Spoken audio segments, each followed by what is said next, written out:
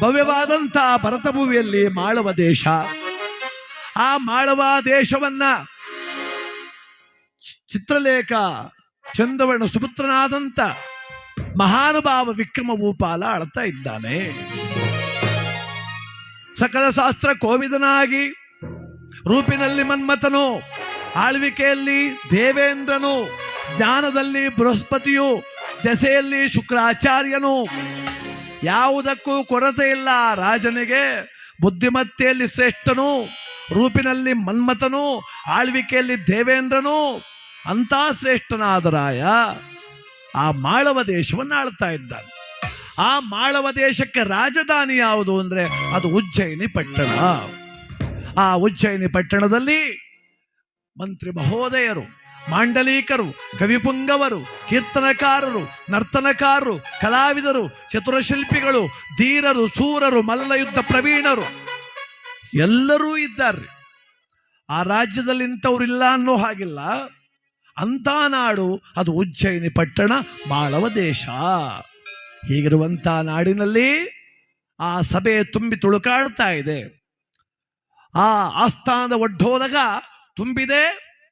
ಸಾವಿರಾರು ನಕ್ಷತ್ರಗಳ ಮಧ್ಯೆ ಶೋಭಾಯಮಾನನಾಗಿ ಮಹಾಮಹಿಮನಾದಂಥ ಮಹಾರಾಜ ಕುಳಿತಿದ್ದಾನೆ. ಅವನ ಸುತ್ತಲೂ ಮಂತ್ರಿವರ್ಗದವರು, ಆ ಅಧಿಕಾರಿ ವರ್ಗದವರು ಸುತ್ತುವರೆದಿದ್ದಾರೆ. ಆ ಎತ್ತರವಾದ ಅಂತಃಪುರದಲ್ಲಿ ರಾಣಿವಾಸದವರು ಕುಳಿತಿದ್ದಾರೆ. ಸಾವಿರಾರು ನಕ್ಷತ್ರಗಳ ಮಧ್ಯೆ ಶೋಭಾಯಮಾನಾಗಿ ಕುಳಿತಿರ್ತಕ್ಕಂಥ ಆ ಮಹಾನುಭಾವ ವಿಕ್ರಮರ ಭೂಪಾಲ.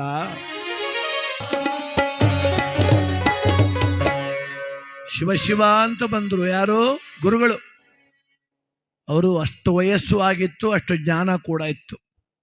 ಬಾಲ್ಯದಲ್ಲೇ ದೈವ ಧ್ಯಾನ ಬಂದರೆ ಪುಣ್ಯ, ಯೌವನದಲ್ಲಿ ದೇವ್ರ ಭಕ್ತಿ ಇದ್ರೆ ಇನ್ನೂ ಪುಣ್ಯ, ವಾರ್ಧಿಕ್ಯದಲ್ಲಾದರೂ ದೇವ್ರ ಧ್ಯಾನ ಬರಬೇಕು. 70 ಆದ್ಮೇಲಂತೂ ಕಡ್ಡಾಯವಾಗಿ ಬರಬೇಕು ದೇವ್ರ ಧ್ಯಾನ. ಶಿವ ಅನ್ನೋದು ಬರಬೇಕು. ಇವ್ರು 80 ಆದರೂ ಕೂತ್ಕೊಂಡು ರಾಜಕೀಯ ಮಾತಾಡೋಕೆ ಶುರುವಾಗವ್ರು ಹಳ್ಳಿ ಕಟ್ಟೆ ಮೇಲೆ. 80 ಆಗದೆ ಸುಮ್ಮನಿರ್ಮ ಅನ್ನೋದಿಲ್ಲ. ನೆಕ್ಸ್ಟ್ ಅವ್ನು ನಿಲ್ಲಿಸ್ಬಾರ್ದು ಕಂಬಾರು ಅಂತ ನಿಂತವ್ರೆ. ನೀವು ನಿಂತ್ಕೊಳ್ಳಿ ಮೊದಲು, ಕಾಲ ಬಿಗೆ ಮಡಿಕಂಡು ನೆಲದ ಮೇಲೆ. ಶಿವ ಅನ್ನೋದು ಕಲೀದಿಲ್ಲ ಅಂದ್ರೆ ಇನ್ನು ಹೆಂಗ್ರಿ? ಭಗವಂತ ಹೇಳವನೇ, ಎಚ್ಚರಿಕೆ ಕೊಟ್ಟವನೇ, ಗೊತ್ತಿಲ್ಲ ಅಷ್ಟೇ ಅವ್ರಿಗೆ. 75 ಆಯ್ತದಂಗೆ ಮಂಡಿ ಫುಲ್ ನೋಯ್ಗೆ ಶುರುವಾಗ್ಬಿಡ್ತಾವ. ಆಮೇಲೆ ಕಣ್ಣು ಮಂಜಾಗ್ತಾವ, ಆಮೇಲೆ ಕಿವಿ ಹೊಂಟಾಯ್ತಾವ. ಯಾಕೆ? ಅರ್ಥ ಮಾಡ್ಕೋಬೇಕು.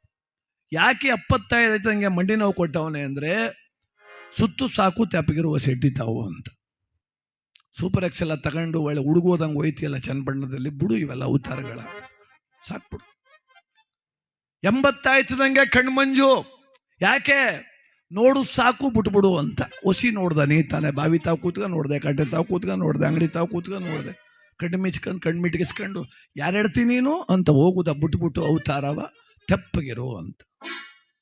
90 ಆಯ್ತಿದಂಗೆ ಕಿವಿ ಹೊಂಟೋಯ್ತವ್ರಿಗೆ. ಯಾಕೆ? ಯಾಕೆ ಅಂದ್ರೆ ಹೊರ ಶಬ್ದವನ್ನ ಬಿಟ್ಟು ಒಳ ಶಬ್ದವನ್ನ ಕೇಳೋದು ಕಲ್ತ್ಕೋ. ನೀನೇನೇ ಆಸ್ತಿ ಗಳಿಸಿದ್ರು, ಎಷ್ಟೇ ಸಂಪಾದನೆ ಮಾಡಿದ್ರು, ಮಗನ ಕುಚೋದ್ಯ ತಪ್ಪಿಸ್ಕೊಳಕ್ಕಾಗಲ್ಲ, ಸೊಸೆ ಅವಹೇಳನ ತಪ್ಪಿಸ್ಕೊಳಕ್ಕಾಗಲ್ಲ. ಕಾನ್ವೆಂಟ್ಗೆ ಹೋಗೋ ಮಗ ಅಂತಿದೆ, ತಾತ ತುಳಿದು ಬಿಡ್ತೀನಿ ಕೂತ್ಕೋ ಸುಮ್ಮನೆ ಅಂತ. ಅವೆಲ್ಲ ಕೇಳಿಸ್ಕೊಂಬೇಡ. ಒಳ ಶಬ್ದ ಕೇಳು, ಓಂಕಾರ ಕೇಳು, ನಿನ್ನ ಆತ್ಮದ ಆನಂದವ ನೀನು ಅನುಭವಿಸು ಅಂತ. ಅದಕ್ಕೆ ನೋಡಿ, ಆ ಪಶುಪತಿನಾಥ ಶಾಸ್ತ್ರಿಗಳು ಶಿವಧ್ಯಾನ ಮಾಡ್ತಾ ಬಂದರು. ಮನ್ಸು ಹತ್ತ ಇತ್ತ ಕದಲಬಾರ್ದಲ್ಲ. ಅದಕ್ಕೆ ರೇವತೀಶ್ವರನನ್ನ ಬೇಡ್ತಾ ಭಗವಂತನನ್ನ, ಶಂಭೋ ಮಹಾದೇವ ಸದಾಶಿವ, ಶಂಭೋ ಮಹಾದೇವ, ಶಂಭೋ ಮಹಾದೇವ ಸದಾಶಿವ, ಶಂಭೋ ಮಹಾದೇವ, ಹರ ಹರ ಹರ ಹರ ಗಿರಿಜಾರಮಣ, ಶಂಭೋ ಮಹಾದೇವ. ಬನ್ನಿ ಬನ್ನಿ ಗುರುಗಳೇ, ಬನ್ನಿ ಗುರುಗಳೇ, ಬನ್ನಿ ಬನ್ನಿ. ಏನ ಗುರುಗಳನ್ನ ಪ್ರೀತಿಯಿಂದ ಕರೆದು ಸಿಂಹಾಸನದ ಮೇಲೆ ಕುಳಿತಿದ್ದಂತ ರಾಯ ಎದ್ದು ನಿಂತ. ಯಾಕೆಂದ್ರೆ ಗುರುಗಳೇ ಕೊಡಬೇಕಲ್ಲ ಗೌರವ. ಕುಳಿತಿದ್ದವನೆದ್ದ ನಿಂತ ಕೈ ಮುಗಿದ. ಬನ್ನಿ ಗುರುಗಳೇ, ಇದೋ ಈ ಪೀಠವನ್ನು ಅಲಂಕರಿಸಿ. ಗುರುಗಳೇ, ನಿಮ್ಮಂತ ಜ್ಞಾನವಂತರಿಂದ ನನ್ನ ಈ ನಾಡು ಶೋಭಾಯಮಾನವಾದ ಕಲಸದಂತೆ ಕಂಗೊಳಿಸುತ್ತಿದೆ. ಪೂಜ್ಯರೇ, ಗುರುಗಳೇ, ನಿಮ್ಮನ್ನು ಕಂಡು ಈ ಕಣ್ಮನಗಳು ತಣಿಯಿತು. ನಿಮ್ಮ ಬಾಯಿಂದ ಹೊರಬರುವ ಅಮೃತವಾಣಿಗಾಗಿ ಕಿವಿಗಳು ತವತವಗಿಸುತ್ತಿವೆ. ನೀವೇನಾದ್ರೂ ಮಾತಾಡಿ ಗುರುಗಳೇ, ಕೇಳಬೇಕು ಅನ್ಸುತ್ತೆ. ಯಾಕೆ ನೀವು ಹಾಗೆ ಮಾತಾಡ್ತೀರಿ. ನೊಂದ ಮನಸ್ಸಿಗೆ ಸಾಂತ್ವನ ನಿಮ್ಮ ಮಾತು, ಪುಟಿದೇಳುವ ಮನಸ್ಸಿಗೆ ಹುಮ್ಮಸ್ಸು ನಿಮ್ಮ ಮಾತು. ಯಾರ ನೊಂದಿದ್ರೆ ನಿಮ್ಮ ಮಾತು ಕೇಳ್ಬಿಟ್ರೆ ಸಮಾಧಾನ ಆಗ್ತದೆ ಅವರಿಗೆ. ಯಾರಾದರೂ ಏನಾದರೂ ಉದ್ಯೋಗ ಮಾಡಬೇಕು, ವ್ಯಾಪಾರ ಮಾಡಬೇಕು, ಕೃಷಿ ಮಾಡಬೇಕು ಅನ್ನೋರಿಗೆ ನಿಮ್ಮ ಮಾತು ಕೇಳಿದ್ರೆ ಮತ್ತಷ್ಟು ಉತ್ತೇಜನ ಸಿಗುತ್ತೆ. ಪೂಜ್ಯರೇ, ನಿಮ್ಮ ಮಾತು ಕೇಳಲು ತವಕದಿಂದ ಕಾದಿದ್ದೇನೆ. ಆದರೆ ನೀವು ಸಭೆಯ ಆರಂಭದಲ್ಲಿ ಅಲ್ಲಿಂದ ಮಹದ್ವಾರದಿಂದ ಬರುವಾಗಲೇ ನಾ ಗಮನಿಸಿದೆ, ನಿಮ್ಮ ಕೈಯಲ್ಲಿ ಸದಾ ಗ್ರಂಥ ಒಂದು ಕಂಗೊಳಿಸುತ್ತಾ ಇರುತ್ತದೆ. ಪ್ರತಿನಿತ್ಯ ಒಂದೊಂದು ಗ್ರಂಥವನ್ನು ಅಭ್ಯಾಸ ಮಾಡುವ ಶಕ್ತಿ ಉಳ್ಳವರು ನೀವು. ಈ ದಿವಸ ಯಾವ ಗ್ರಂಥವನ್ನು ಪಡೆದು ತಂದಿದ್ದೀರಿ? ಈ ನನ್ನ ಸಭೆಯಲ್ಲಿ ಯಾವ ಗ್ರಂಥಗಳ ವಿಮರ್ಶೆ ಆಗಲಿದೆ ಅದನ್ನು ತಿಳಿಸಬಹುದೇ ಗುರುಗಳೇ? ಅದಕ್ಕೆ ಗುರುಗಳು ಹೇಳ್ತಿದ್ದಾರಪ್ಪ, ಧರೆಯನ್ನಾಳುವ ದೊರೆ, ಧರ್ಮ ಅರ್ಥ ಕಾಮ ಮೋಕ್ಷ 4 ಪಾದಗಳ ಮೇಲೆ. ಇಲ್ಲಿ ಎಲ್ಲವೂ ಸಮ್ಮಿಳಿತವಾಗಿದ್ರೆ ಮಾತ್ರ ನಾಡು ಇದು. ಒಂದು ಭಾಗದಲ್ಲಿ ತೊಂದರೆ ಆದ್ರೂ ನಾಡಲ್ಲ, ನೀ ರಾಜನೂ ಅಲ್ಲ. ಎಲ್ಲರೂ ಸೌಖ್ಯವಾಗಿರ್ಬೇಕಿಲ್ಲಿ. ಪಂಡಿತರಿಂದ ಪಾಮರರವರೆಗೂ ಆನಂದವಾಗಿದ್ರೆ ಮಾತ್ರ ಚಂದ ಈ ಜಗತ್ತು. ಅದಕ್ಕೆ ಅಪ್ಪ, ನಿನಗೋಸ್ಕರವಾಗಿ ಪ್ರತಿನಿತ್ಯವೂ ಗ್ರಂಥಗಳ ಅಭ್ಯಾಸ ಮಾಡಿ ವಿಚಾರಗಳನ್ನು ಮುಟ್ಟಿಸ್ತೇನೆ. ಕೇಳುವ ತಾಳ್ಮೆ ನಿನಗಿದೆ, ಹೇಳಬೇಕೆಂಬ ತವಕ ನನಗಿದೆ. ಏಕೆಂದ್ರೆ ಕೇಳಲಿಚ್ಛೆ ಇಲ್ಲದವನಿಗೆ ಏನನ್ನೂ ಹೇಳಬಾರದು ಅಂತ ಶಾಸ್ತ್ರ ಹೇಳುತ್ತೆ.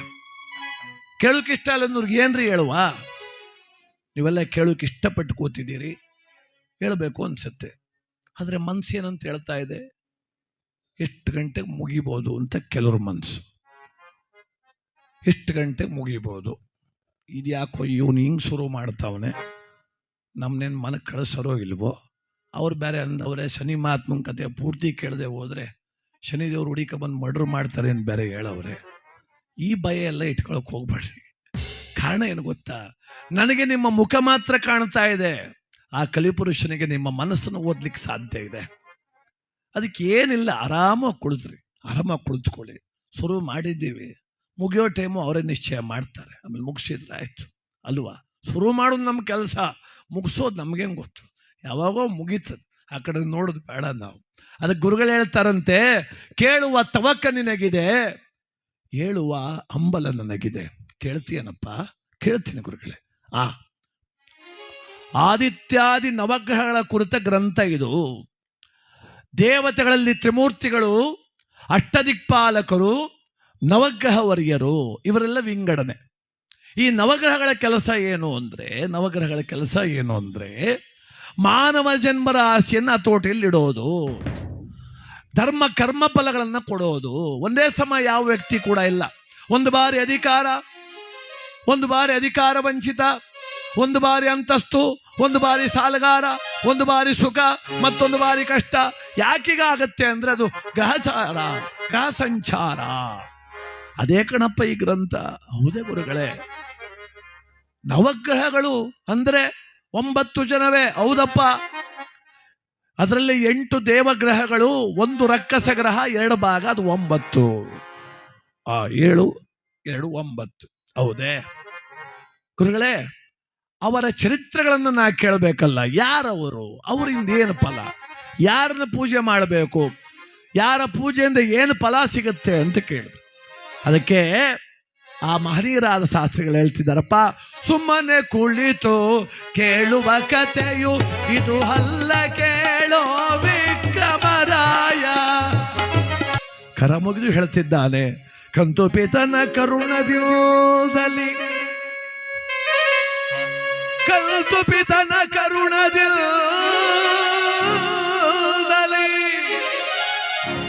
ಆಳುತ್ತಿರುವನಿ ಸಾಮ್ರಾಜ್ಯವ, ಆಳುತ್ತಿರುವನಿ ಸಾಮ್ರಾಜ್ಯವ.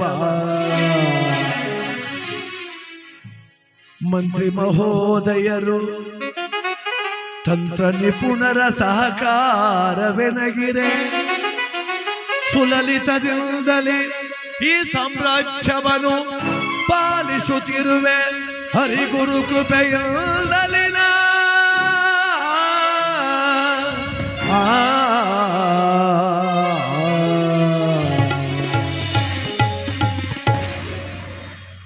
ಧರ್ಮದಿಂದಲೇ ಆಳುತ್ತಿರುವೆನೋ ಮಾಳವಾಯಿ ದೇಶವಲ್ಲೋ. ಧರ್ಮದಿಂದಲೇ ಆಳುತ್ತಲಿರುವೆನೋ ಮಾಳವ ಈ ದೇಶವಲ್ಲೋ.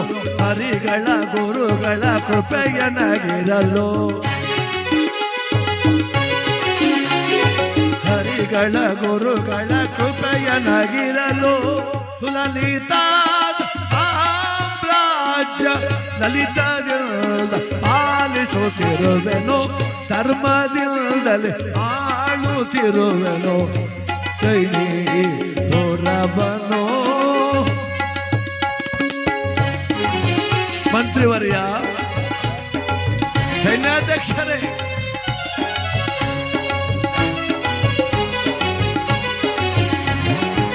ಕಾಲ ಕಾಲಕ್ಕೆ ಮಳೆಗಳಾಗುತ್ತೆ, ಗೆಳೆಯ ಜನರು ಕ್ಷೇಮದಿಂದಿರುತ್ತೀರೆ. ಕಾಲ ಕಾಲಕ್ಕೆ ಮಳೆಗಳಾಗುತ್ತೆ, ಗೆಳೆಯ ಜನರು ಕ್ಷೇಮದಿಂದಿರುತ್ತೀರೆ. ಎಲ್ಲಯ ಭಾಗ್ಯಕ್ಕೆ ಎಡೆಗುಳ್ತೆ, ಎಲ್ಲಯ ಭಾಗ್ಯಕ್ಕೆ ಎಡೆಗುಳ್ತೆ, ಈ ತೀರಗೆ ಎದುರುಳ್ತೆ. ಧರ್ಮದಿಂದಲೇ ಆಳುತ್ತಲಿರುವೆನೋ ಮಾಳವ ಈ ದೇಶವನೋ, ಮಾಳವ ಈ ದೇಶವನೋ.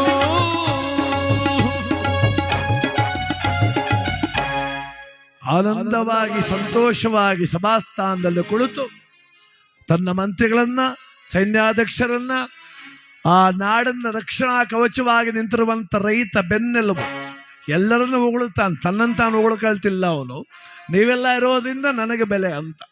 ಹೀಗಿರುವಾಗ ಬರ್ತಾ ಇದ್ದಾರೆ. ಯಾರು ಬರ್ತಾ ಇದ್ದಾರೆ? ಗುರುಗಳು ಬರ್ತಾ ಇದ್ದಾರೆ. ಬನ್ನಿ ಬನ್ನಿ ಗುರುಗಳು, ಬನ್ನಿ ಬನ್ನಿ ಬನ್ನಿ ಬನ್ನಿ ಗುರುಗಳೇ, ಬನ್ನಿ ಇಲ್ಲಿ ಬನ್ನಿ, ದಯಮಾಡಿ ಬನ್ನಿ ಗುರುಗಳೇ ಬನ್ನಿ ಅಂತ ಕರೆದಾಗ ಆ ಗುರುಗಳಾದಂಥ ಪಶುಪತಿನಾಥ ಶಾಸ್ತ್ರಿಗಳು ಬರ್ತಾ ಇದ್ದಾರೆ.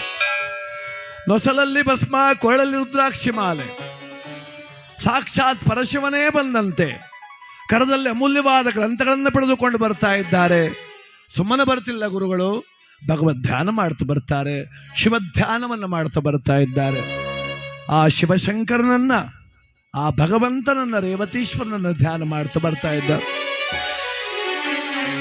ಶಂಭೋ ಶಂಕರ ಮಹಾದೇವ ಗಿರಿಜಾರಮಣ ಸದಾಶಿವ.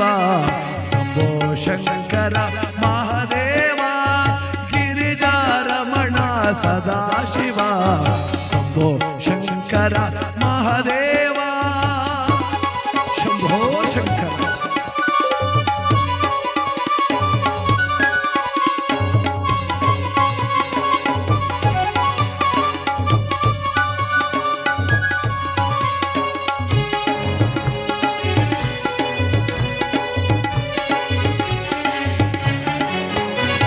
ಓಂಕಾರ ರೂಪ ಶ್ರೀಕಾರ ದೀಪ ಸರ್ವೇಶ್ವರ ಭೂಪ.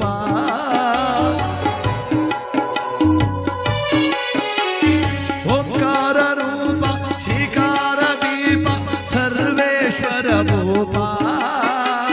ಪಶುಪತಿನಾಥ ದೀನರದಾತ ಮೊರೆಯೋ ಅನಾಥ ಬಂಧುವೆನಿ. ಶಂಭೋ ಮಹಾದೇವ ಸದಾಶಿವ. ಶಂಭೋ ಮಹಾದೇವ, ಶಂಭೋ ಮಹಾದೇವ ಸದಾಶಿವ.